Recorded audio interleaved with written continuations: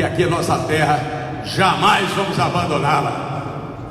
Por isso, senhores, estamos aqui, eu e o General Mourão, o nosso Jair lá está atento a tudo que estamos fazendo, trabalhando para colocar o Brasil no seu devido lugar.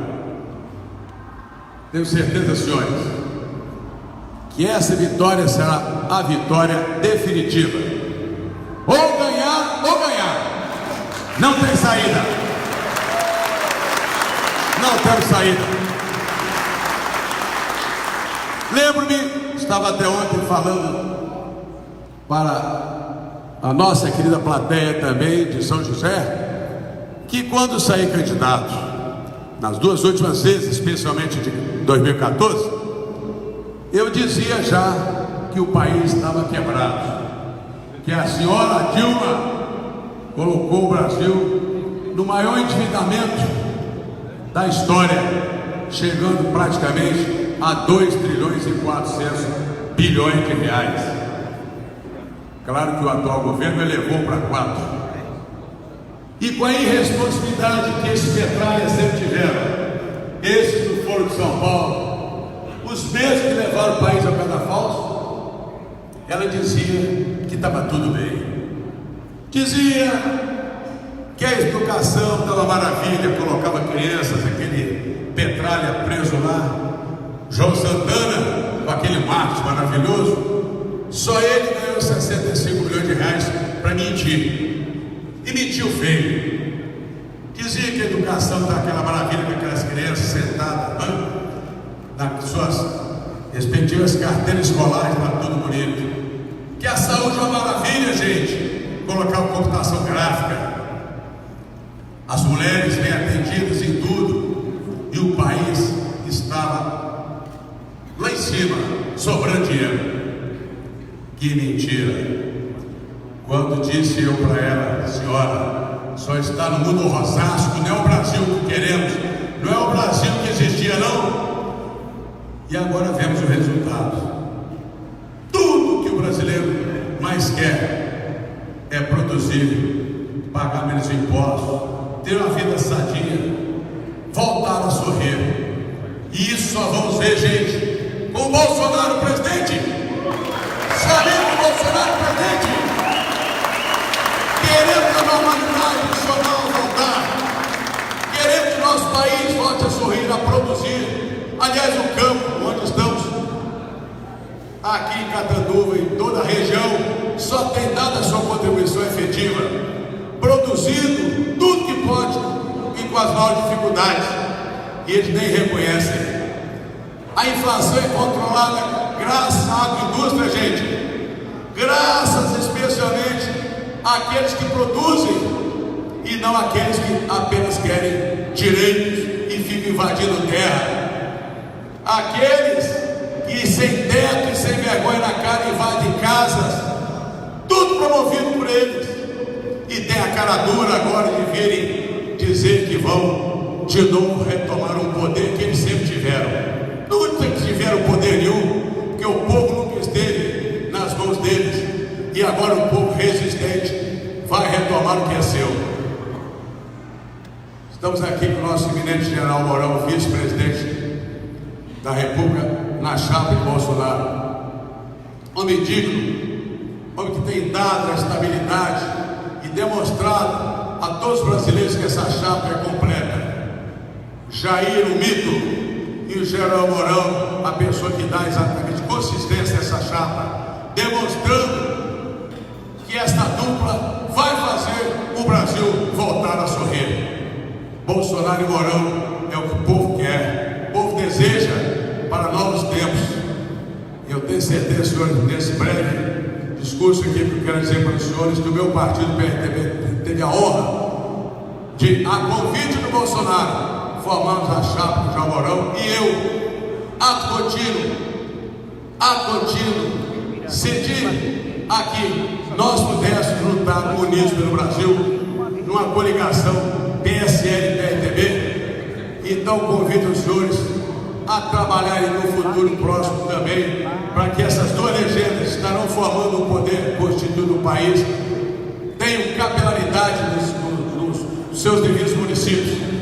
que voltemos nossos olhos para ajudar aqueles que exatamente merecem, estão dando seu sangue, especialmente o Jair está lá, em cima de uma cama, ferido de morte por um assassino e por uma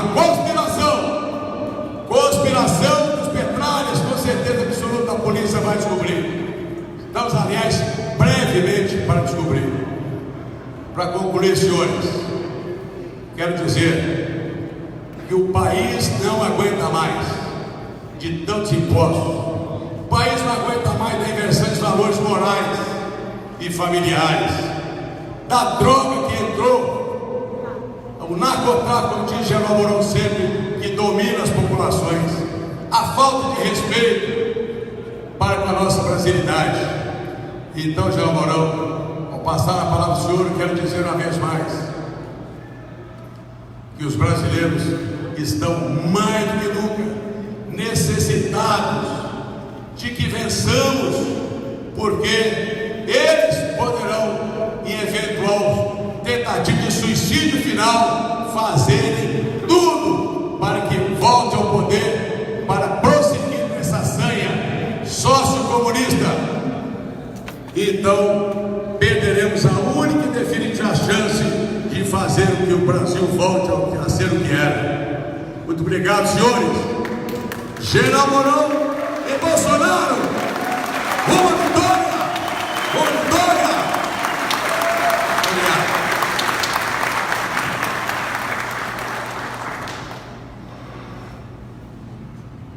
Senhoras e senhores, bom dia! É enorme essa minha satisfação de estar aqui em Cataduva. E por que eu digo isso? Porque o núcleo central, a alma de um país, ela se encontra nas suas pequenas e médias cidades, onde existe aquela população anônima que trabalha dioturnamente, independente do que possa acontecer. E é essa população que leva o país para frente. Aqui encontra-se aquilo que se chama o Brasil profundo. E é esse Brasil profundo que vai eleger o Jair Bolsonaro no dia 7 de outubro.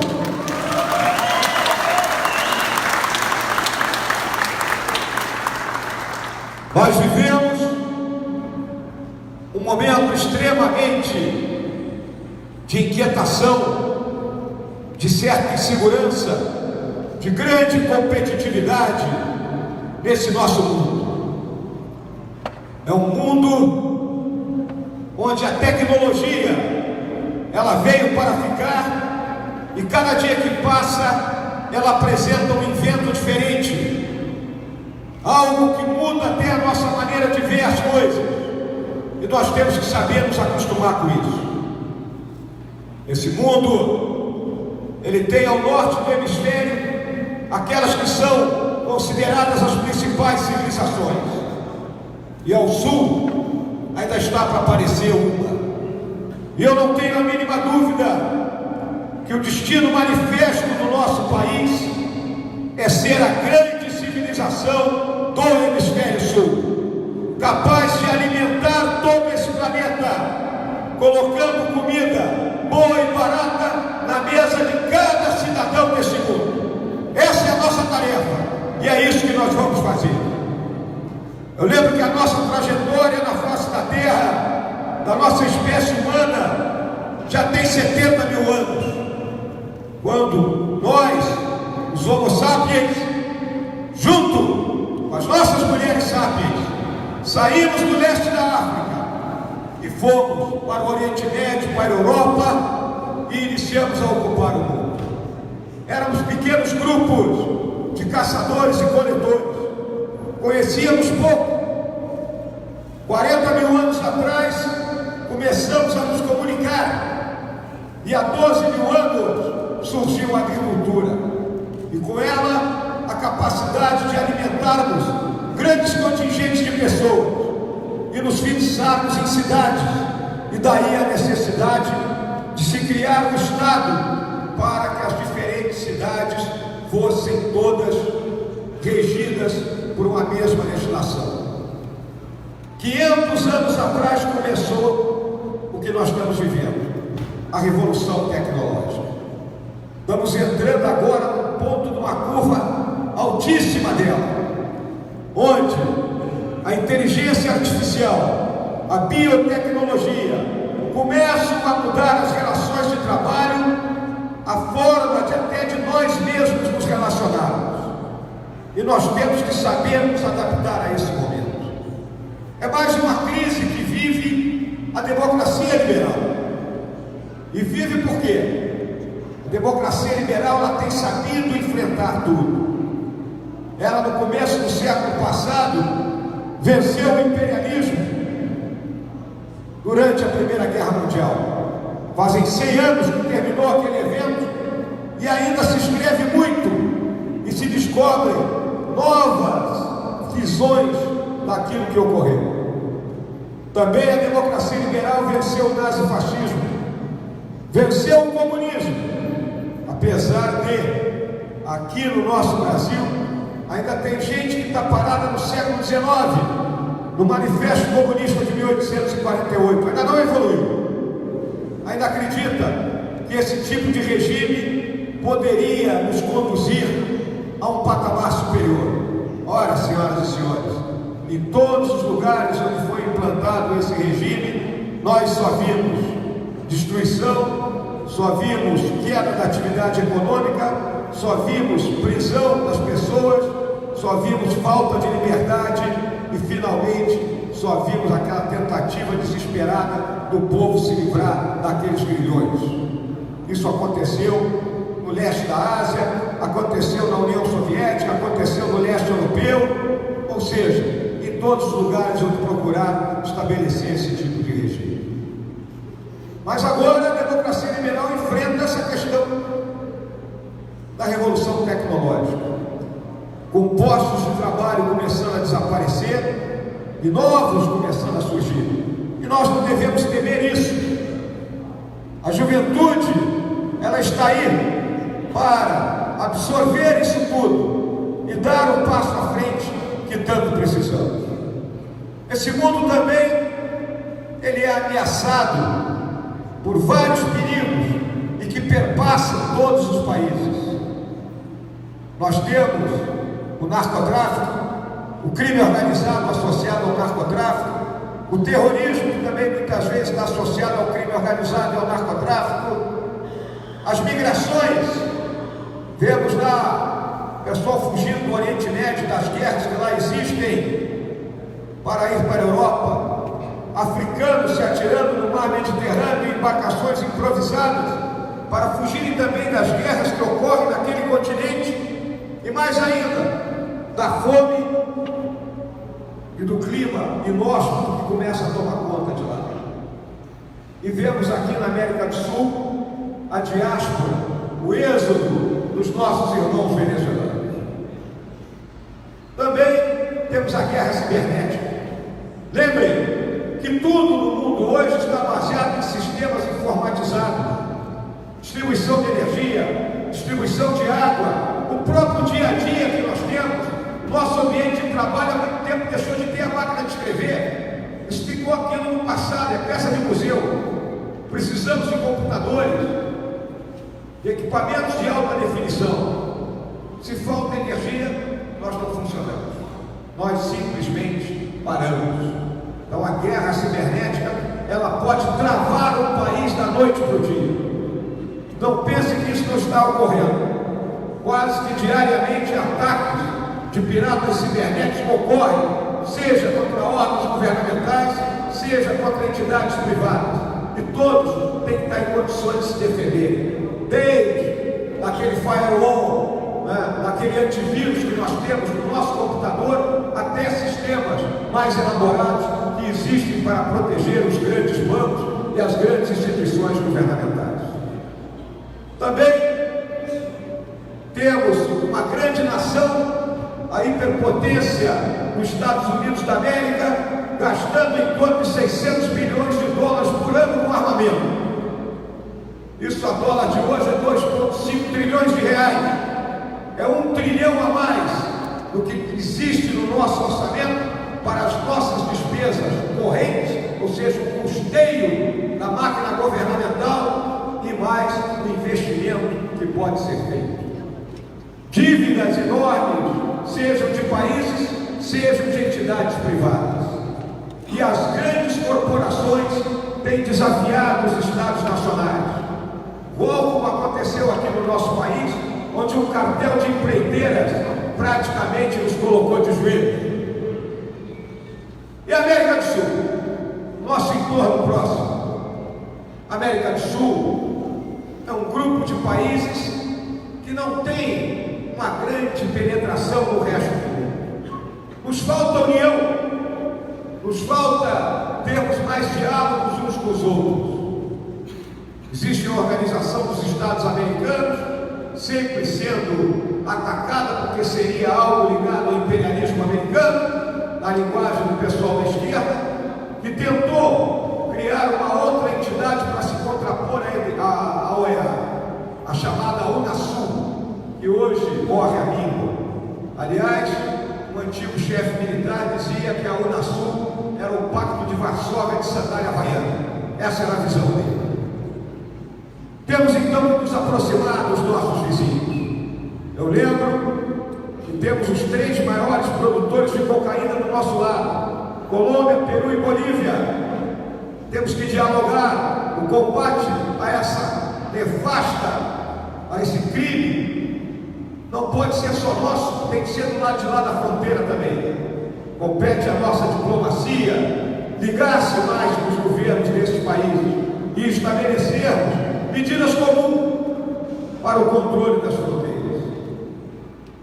Temos também aqui na América do Sul ainda gente que culpa espanhóis e portugueses pelos problemas que ocorrem aqui. Já somos praticamente 200 anos independentes, alguns com mais de 200 anos. Chega de culpar o passado. Nós temos que resolver os nossos problemas. Temos também aqui na América do Sul o caso da Venezuela. É um caso clássico que vai ser estudado aí pelos cientistas políticos. Livros serão escritos a respeito de como destruir o país.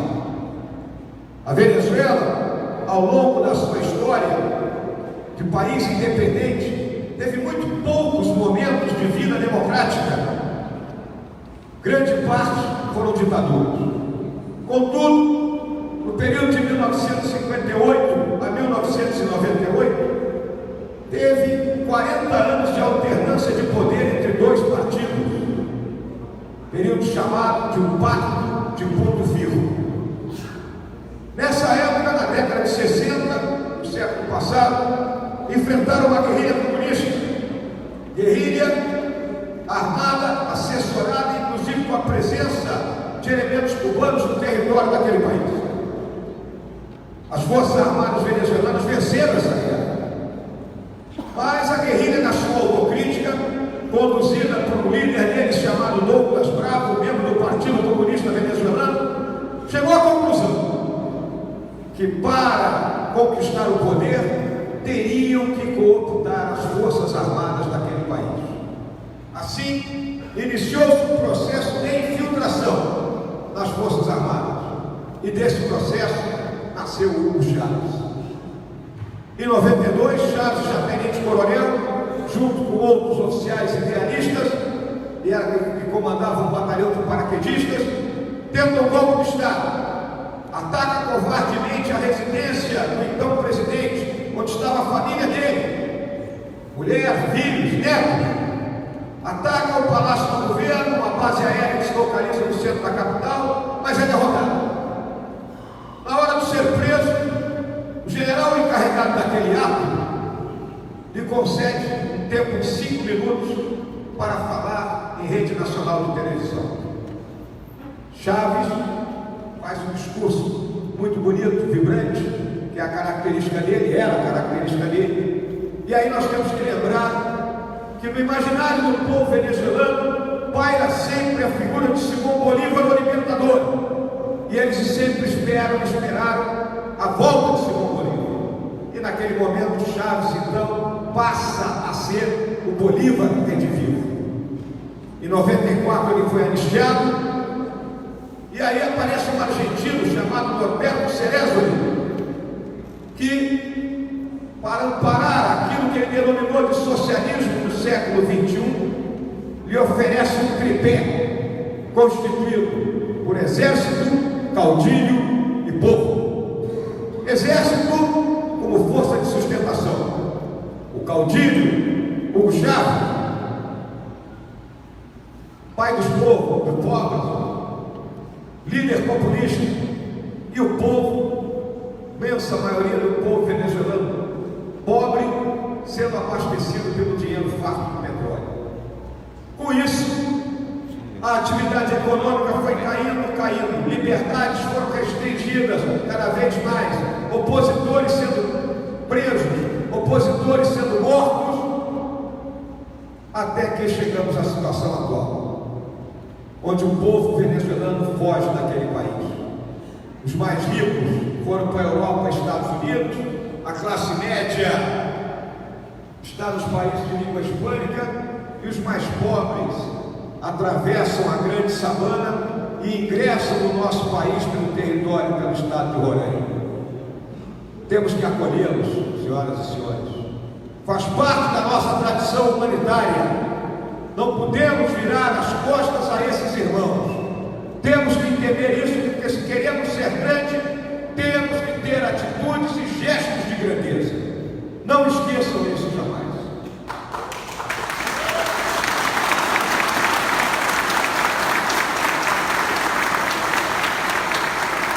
Agora, muita gente também fala que o Brasil vai virar uma Venezuela.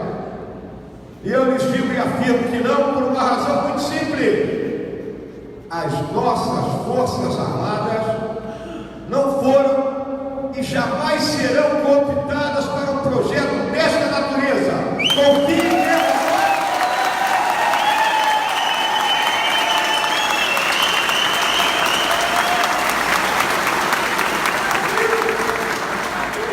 Também a América do Sul é sujeita a todas aquelas ameaças que eu falei, do narcotráfico, do crime organizado, do fluxo de capitais ilícitos, das migrações que estão ocorrendo. Estamos sujeitos a tudo isso aí. E aí chegamos ao Brasil. Alguém tem dúvida do nosso porte estratégico? Mais de 8 milhões de quilômetros quadrados, uma população de mais de 200 milhões de pessoas, uma forma compacta, porque lá do norte, do extremo norte do Monte Roraima até o Arroio Chuí, e lá do leste, na Ponta Seixas do Cabo Branco, até a nascente do Rio Boa, na Serra da Contamana, no Acre, essas duas distâncias são praticamente iguais, em torno de 4.200 quilômetros. Ocupamos a porção centro-leste da América do Sul. Temos saída para o Atlântico Sul, para o Mar do Caribe, para o Atlântico Norte. Pelo Canal do Panamá podemos sair pelo Pacífico e pela Rota Sul, pelo Estreito de Magalhães, também podemos chegar ao Pacífico. Nossas costas opostas são os países da África Ocidental, onde existem algumas riquezas, entre elas o petróleo. Temos facilidade de ligação com a Europa e com os Estados Unidos. Então somos um país com uma riqueza enorme, mas temos dificuldades, somos travados, somos amarrados na nossa capacidade de proteger. E por que isso? Por causa da crise. A crise que nós estamos vivendo. A crise é política, econômica e psicossocial. A crise política é política e policial. A quantidade de políticos já presos, inclusive desprazer, a vergonha que eu sinto, e temos um ex-presidente da República preso por ser ladrão. É impressionante isso aí, meu gente.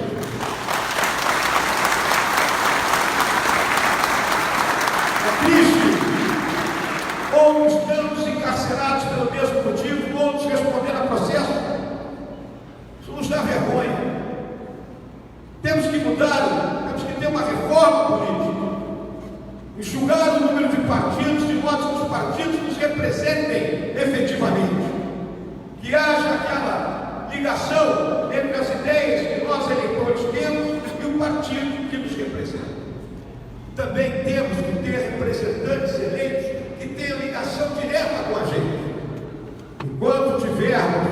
esse sistema do voto proporcional, que dos 513 deputados, nós só elegemos 36.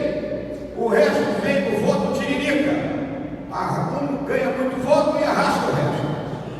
A minha visão é clara: temos que ir para o voto distrital. Pequenos distritos dentro de cada estado terá um representante. E aí nós conheceremos bem quem é o nosso representante que está lá no Congresso. Haverá aproximação realmente entre o eleitor e o seu eleito.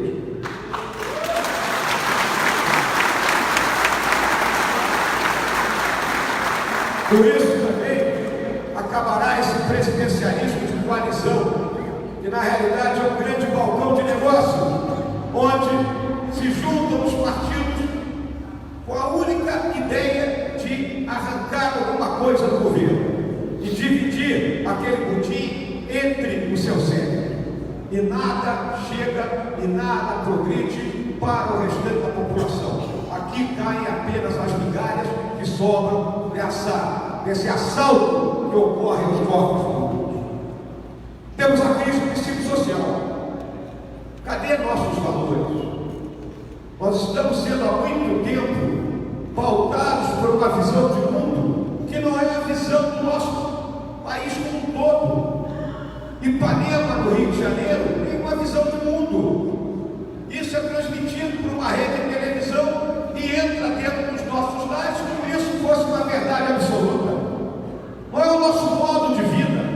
Cada cantinho do nosso país tem uma forma de viver. E nós temos que manter um núcleo central de valores. Valores como a verdade, com honestidade, com a lealdade, com a responsabilidade. Eles não podem ser simplesmente entregues. Não tem ninguém meio honesto. Ou você é ou não é. Não tem ninguém meio responsável. Não tem ninguém meio verdadeiro. Não tem ninguém meio leal. Nós temos que praticar essas virtudes, esses valores sempre, porque isso nos dará o Brasil de grandeza. E esse Brasil de grandeza é a grande ideia do Bolsonaro, por uma razão muito simples. Bolsonaro é estadista, e o estadista, ele não pensa nas próximas eleições, ele está pensando, sabe em quê? Nas próximas gerações.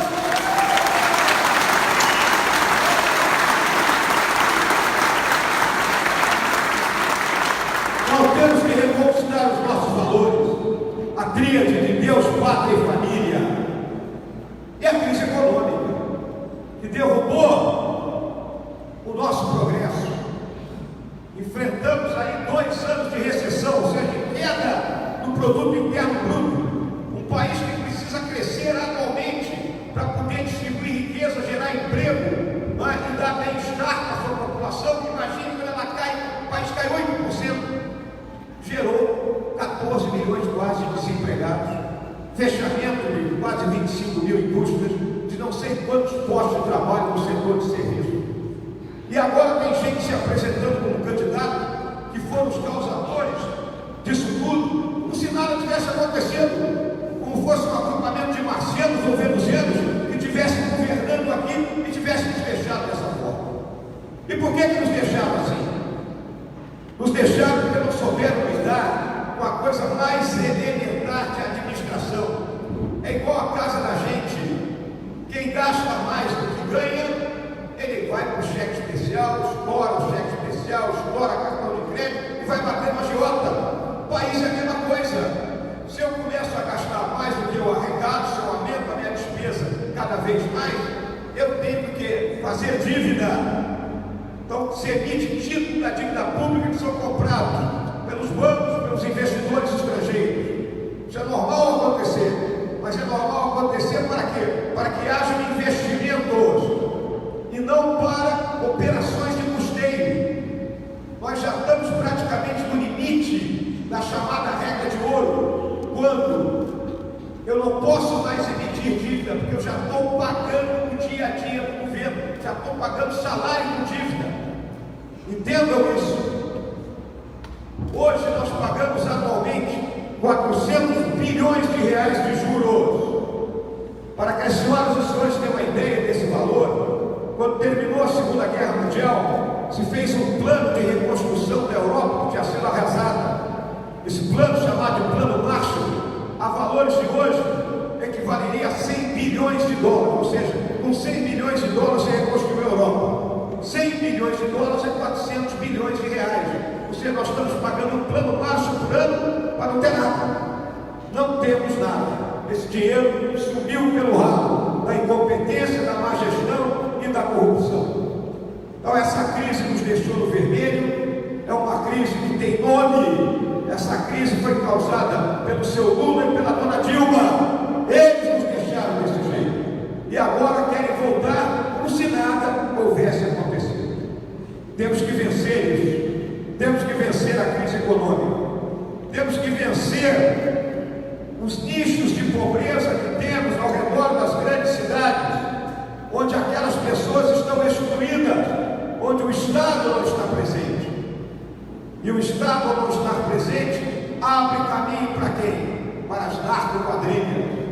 Então, esse flagelo do narcotráfico, que aqui no Brasil é uma disputa por território entre quadrilhas fortemente armadas, ele tem que ser combatido, seja pela ação policial, mas também pela ação social. Porque se lá dentro das comunidades nós não colocarmos creches, não colocarmos escolas, não dermos postos de saúde, essa população permanecerá eternamente vinculada, dependente, ameaçada pelas narcoquadrilhas. É uma guerrilha tradicional isso aí. A guerrilha se divide em 3 grandes grupos. A força de guerrilha é a turma que anda armada, roubando e assaltando e traficando. Temos a força de sustentação assim chamada, que é aquele grupo da população que, ou por medo, por coerção, ou porque realmente também está recebendo alguma coisa, esconde droga na sua casa, esconde arma, o próprio traficante fica escondido lá. E tem a força subterrânea, que é o pessoal da inteligência. Começa naquele garotinho de 10, 11 anos de idade, aquele garotinho de 10, 11 anos de idade, um porteiro de 3 tiros, aciona para avisar que a polícia não chega. Nós temos que separar a força subterrânea e a força de sustentação da guerrilha, senão nós não vamos vencer isso aí. Vamos continuar a enxugar o zelo. E para isso nós temos que fortalecer o nosso aparato policial. A nossa polícia sofre. A nossa polícia, se ela atua como polícia, se ela trava o combate, o bom combate contra o marginal, ela é criticada duramente pelos pseudos apoiadores dos direitos humanos. E aí eu deixo uma coisa muito clara: direitos humanos são para quem? Para os humanos direitos.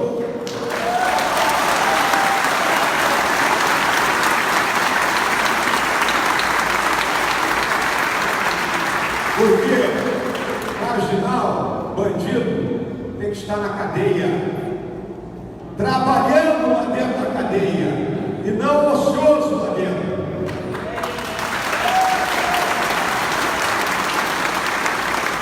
Trabalhando para que com esse dinheiro ele sustente a família que ele deixou do lado de fora, e não nós ficamos sustentando um bandido que matou algum de nós, fazendo ele trabalho para ele.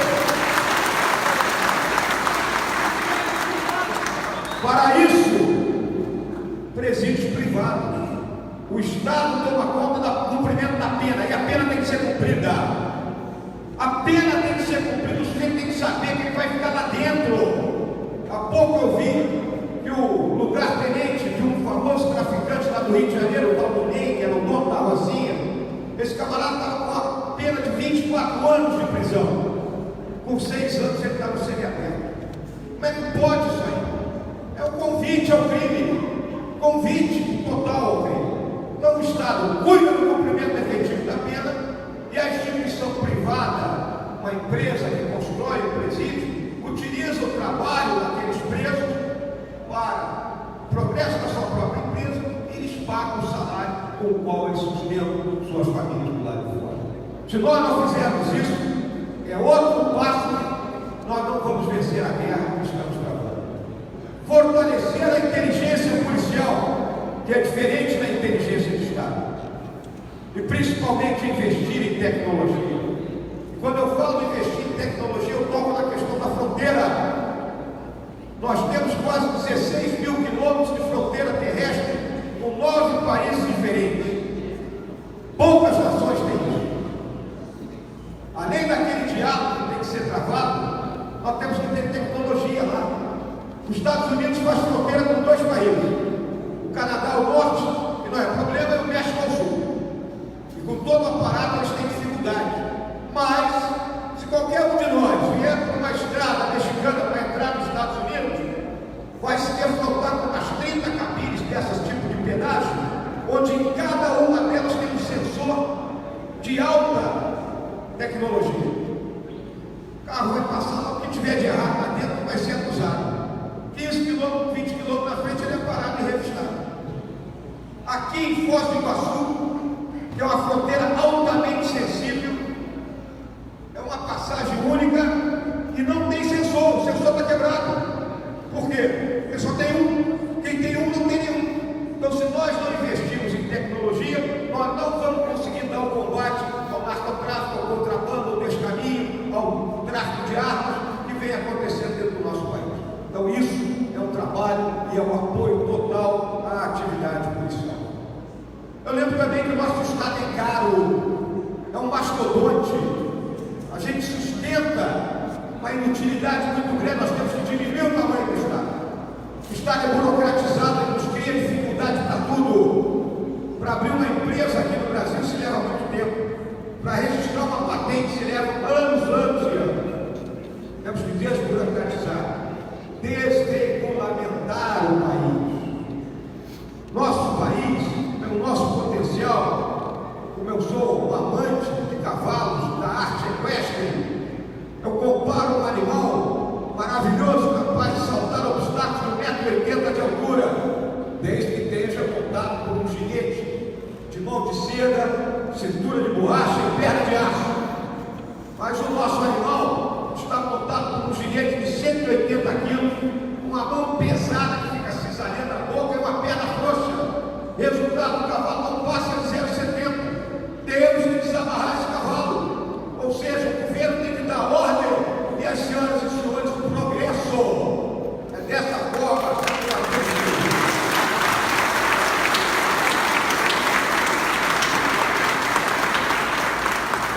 também os nossos padrões de referência são altos. Nós queremos estradas alemãs, hospitais suíços e escolas americanas. Temos uma carga tributária enorme, 37% do produto interno bruto. Temos que diminuir essa carga tributária. Temos que baixar isso para 22%, 23%, que é o padrão para o país dos nossos, o tamanho do nosso. Mas mesmo assim, os Estados Unidos é 19% e o Paraguai é 8%. Por isso que muita gente tem que estar fazendo o Paraguai colocar sua indústria lá, porque é mais barato produzir lá. Está gerando emprego dentro do Paraguai, não está gerando emprego aqui no Brasil. Ninguém aguenta a cultura burocrática e a má qualidade do serviço público. E quais serão os nossos fundamentos econômicos? O primeiro deles, a disciplina fiscal. Receita e despesa equilibrada. Qualquer governo que assumir em 1º de janeiro, se não agarrar esse couro à unha, não vai conseguir sobreviver. Em 2022 o Brasil para. Nós só temos 3 anos aí para corrigir isso aí. 3 anos. Então tem que haver o equilíbrio fiscal. E como é que você vai fazer o equilíbrio fiscal? Tem que enxugar o gasto do governo. Tem que começar colocando moedinha no cofrinho. Aquela austeridade que o governo tem que ter. Não pode um presidente da República, para ir para uma reunião na Rússia, ele lotar um avião sem convidou amigo dele, decola de Brasília, faz uma escala, obviamente, em Paris, ninguém vai fazer uma escala na África, né? Se hospeda no melhor hotel, toma os melhores vinhos e depois ele chega na Rússia. Quem é que paga a conta? Nós pagamos essa conta. Então tem que ter austeridade. Então a disciplina fiscal começa aí. Selecionar os gastos. O governo não tem dinheiro para tudo. É o dilema da economia, canhão ou manteiga. O que é mais importante? A mais importante é a saúde e a educação. Vamos botar a maior parte dos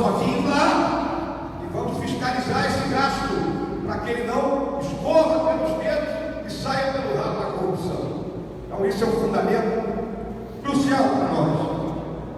Falei da reforma tributária, da liberalização financeira, a liberdade de aplicar os nossos recursos, de poupar-los. Temos que aprender a poupar. O brasileiro, infelizmente, ele às vezes se comporta mais como cigarro do que formiga.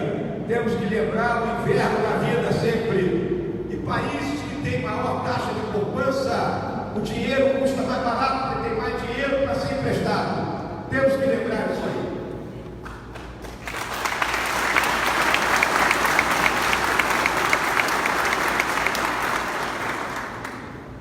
Câmbio flutuante, liberalização do comércio, vamos comerciar com quem quiser. Não vamos ser arredios a investimentos estrangeiros.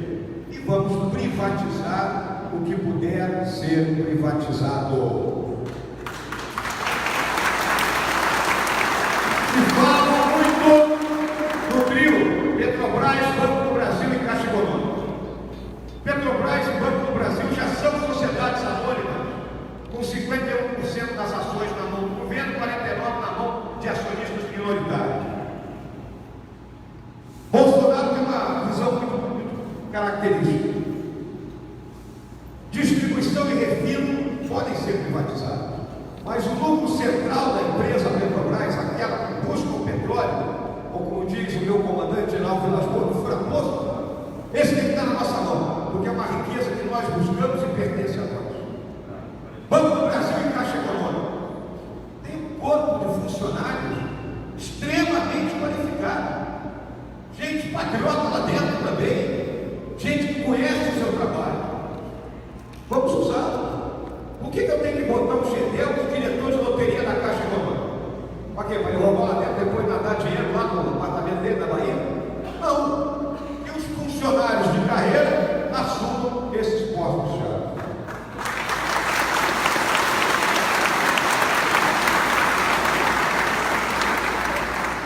E a questão da propriedade intelectual, propriedade industrial.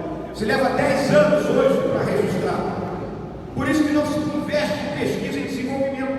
Porque eu vou gastar um dinheiro para ter um novo produto. Aí eu vou levar 10 anos para registrar esse produto. Nesse meio tempo alguém pode me piratear. E eu perco todo o trabalho que eu gastei dinheiro. Então nós não podemos aceitar isso. O Instituto Nacional de Propriedade Industrial, o INPE, tem que ter mais gente trabalhando lá e uma metodologia mais simplificada, ou seja, um uso maior das tecnologias para que a gente consiga registrar os nossos produtos.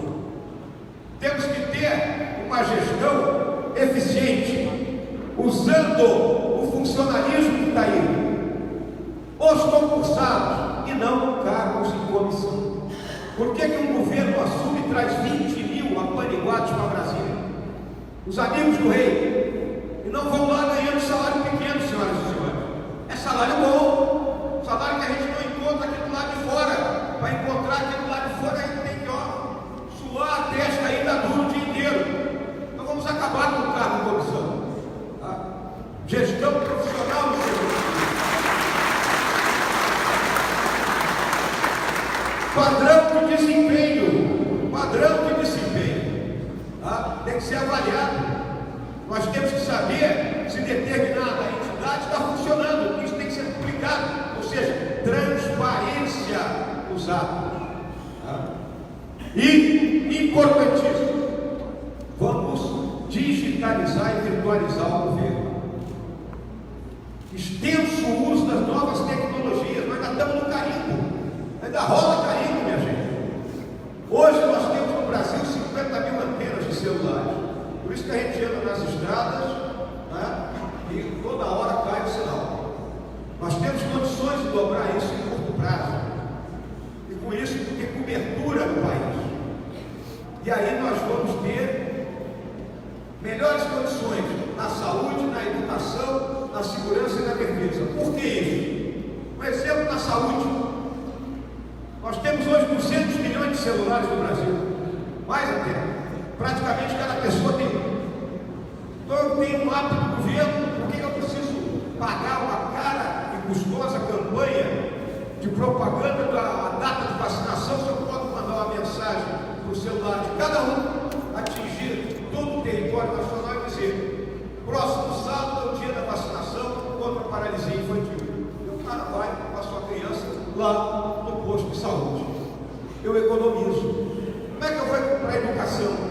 comunidades rurais, senhoras e senhores.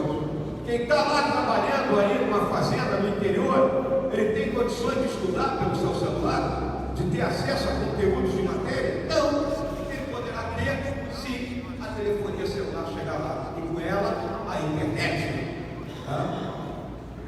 Segurança, a nossa polícia terá acesso em qualquer lugar a bancos de dados, ou seja, um laptop instalado no veículo, ela tem condições de saber se um veículo que foi parado, seus ocupantes são gente que estão na ordem legal ou são daqueles que estão transgredindo a ordem. E isso é válido também na defesa nacional, na questão das nossas fronteiras. Agora, isso aí tudo que nós vivemos não é culpa das operadoras de telefonia. A lei que nós estamos ainda submetidas de 1997, 21 anos atrás, quando não havia smartphone. E para quem lembra, o celular era aquele tijolo da Motorola que o cara jogava na cabeça do outro quando estava bravo. A lei diz ainda que as operadoras são responsáveis apenas por dar cobertura de celular em 80% da sede do município. Ou seja, aqui em Catanduva, só 80% da cidade teria que ter cobertura celular. Elas já foram além disso aí. E também obriga a investir em telefonia fixa, aquilo que não existe mais, que apenas no passado, investir em orelhão. Garotada nem sabe mais o que é orelhão, é peça de museu.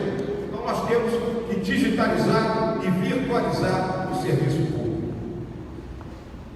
Temos que especificar os nossos objetivos das políticas públicas por meio das redes sociais, e aí entra essa digitalização, e criar uma relação de confiança, que está perdida a confiança dos governados, dos governantes e os próprios contratos, tal a quantidade de leis que temos. De 1988 para cá, desde que foi promulgada a atual Constituição, nós tivemos 23 leis federais por dia, minha gente. Mais de 100 emendas constitucionais. Aí eu comparo com a Constituição americana, que tem apenas 7 artigos, e em mais de 200 anos só teve 27 emendas. Por quê? Porque uma Constituição, ela tem que ser de princípios e valores. Aquilo que é lei ordinária, ele é trocado ao longo do tempo.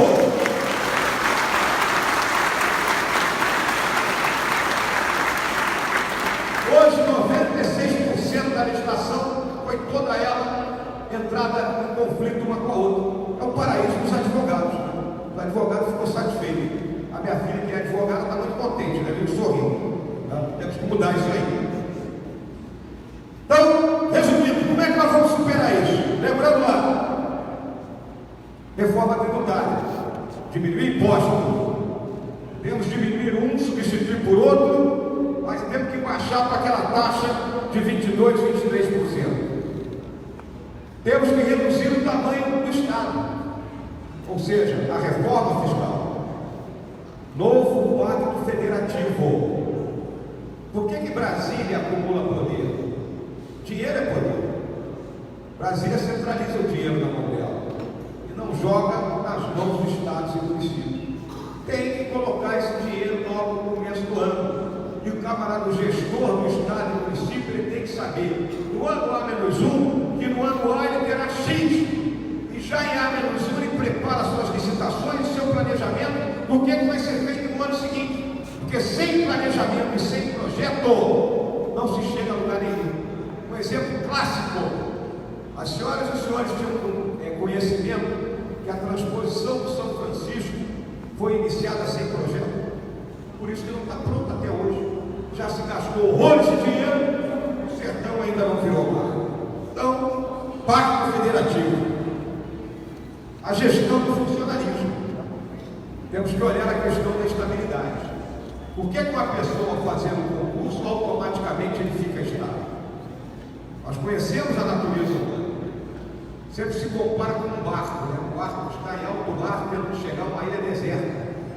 Ali naquele barco tem um terço carregando furiosamente para chegar lá. Tem outro terço que dá uma remadinha e olha, depois esses caras estão remando, dá uma remadinha aqui também. E tem o outro terço que está jogado lá atrás, reclamando, jogou o remo dentro d'água.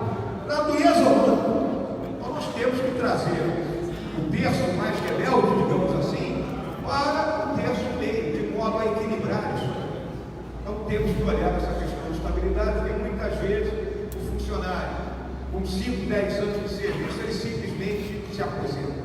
Ele chega no local de trabalho, bota o paletó da cadeira, fica ali olhando o tempo, não produz, vai no banco, tira um extrato, volta reclamando do salário, né? Abre o jornal, vê que o Flamengo perdeu, diz que o time vagabundo, não quero mais saber desse time, e assim ele leva o tempo. Temos que mudar essa cultura. É fundamental isso. O livre mercado, impulsionar as exportações, temos que vender para o pessoal do lado de fora, e para isso temos que agregar valor. A nossa indústria é fundamental nisso aí. E educar os brasileiros. Se não educarmos os brasileiros, nós não vamos tirar os 40 milhões que não têm educação nenhuma e mais outros tantos que não foram tão bem educados assim. E esse processo ele passa, número 1, pela valorização dos professores.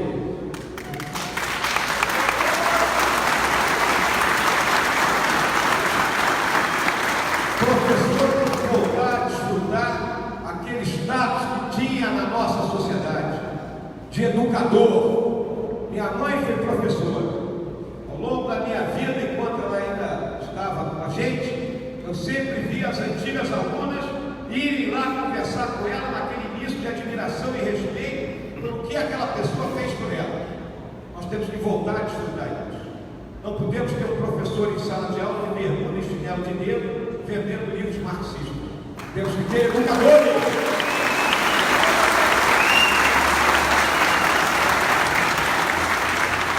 Hoje, a maior parte dos nossos recursos está na educação superior.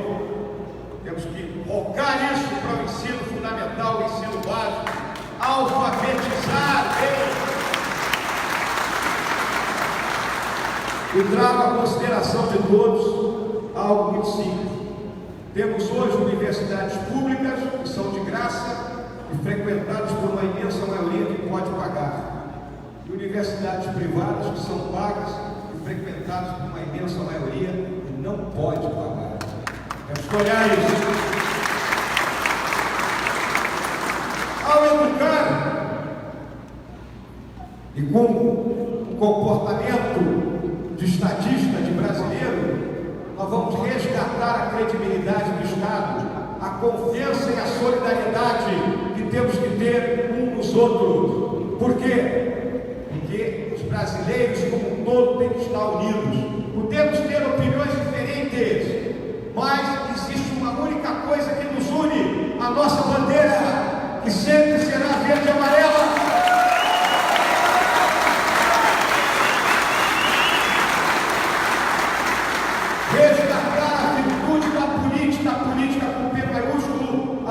Em torno de ideias, ou seja, discute-se opiniões e não ofensas contra um ou outro, como a gente volta e meia vê, e nos sentimos envergonhados de uma campanha eleitoral ser conduzida desse nível.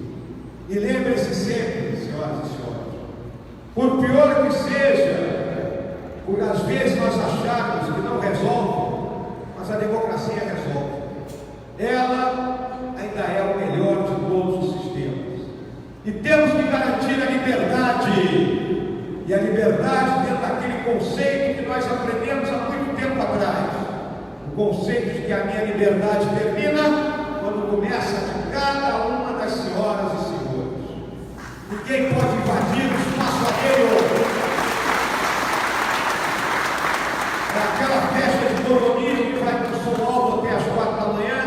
É o baile funk, é o camarada que ultrapassa pelo acostamento, é aquele outro que tem uma fila única para entrar numa agulha, mas ele vem por fora para entrar lá na frente.